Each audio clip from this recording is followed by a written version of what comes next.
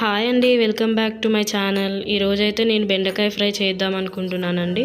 First అయితే ఒక 1/2 KG తీసుకున్నాను. వాటిని ఇలా సన్నగా కట్ చేసి పెట్టేసుకున్నాను. దాంట్లో కావాల్సినవి ఆనియన్స్ అయితే ముందు కట్ చేసి పెట్టేసుకున్నానండి. తర్వాత ఇవన్నీ తాలింపు గింజలు అన్నీ ఒక దగ్గర పెట్టేసుకున్నాను.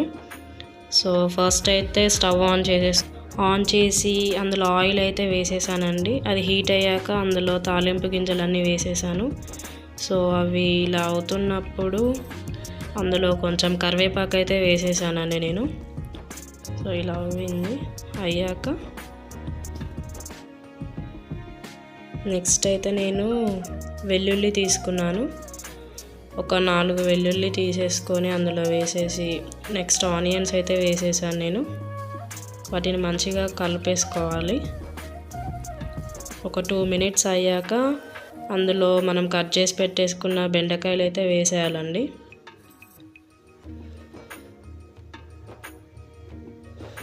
వేసేసి మంచిగా కలిపేసేసుకోవాలి. నేనైతే ఫస్ట్ సాల్ట్ వేయనండి. సాల్ట్ వేస్తే అవన్నీ అతుక్కపోయి ఉంటాయి,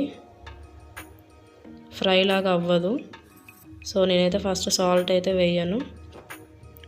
ఒక 10 మినిట్స్ అయ్యాక చూస్తే ఇలా ఉంది. మీడియంలో పెట్టేసుకొని ఊకే కలిపేస్తూ ఉండాలి. ఒక 15 మినిట్స్ అయ్యాక అయితే ఇలా ఉంది. ఇప్పుడు నేను సాల్ట్ అయితే యాడ్ చేసేసుకున్నానండి. నెక్స్ట్ కొంచెం కారం, పసుపు కూడా యాడ్ చేసేసుకోవాలండి. మంచిగా వాటిని కలిపేసుకోవాలి.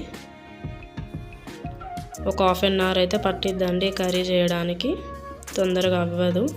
లాస్ట్కి అయితే నేను కొత్తిమీర, కొంచెం మసాలా అయితే యాడ్ చేసేసుకున్నాను.